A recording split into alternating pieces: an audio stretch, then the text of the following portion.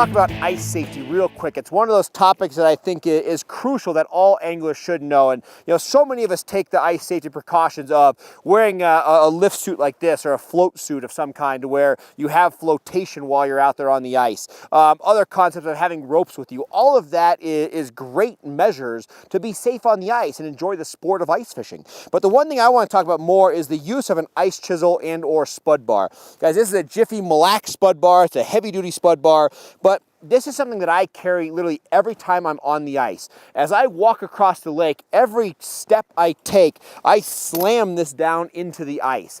The concept here is once you get used to this, literally without even looking at it, you start to learn the feel of what a chisel hits when it hits safe and good ice. You learn the sounds that it hits. And literally by taking every step, if I chisel every step, I know that I am stepping onto ice that will hold me up. And that's the crucial portion. So many people rely on drilling a hole or using their auger to check ice as they walk, but the problem is most anglers become lazy and they only check the ice every 50 feet or 100 feet.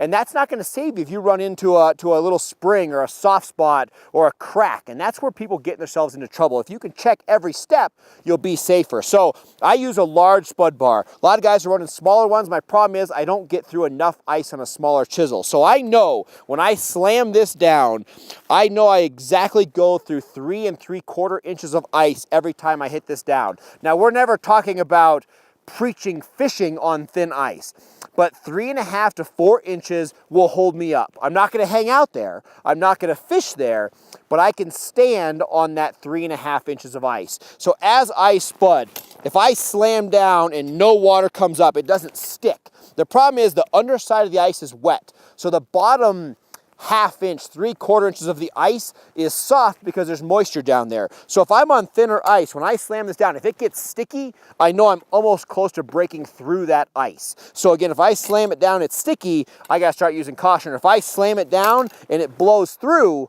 I know I'm getting on thin ice. That's where it's time to back up, look at your situation, and make a better decision or move around or get off the ice.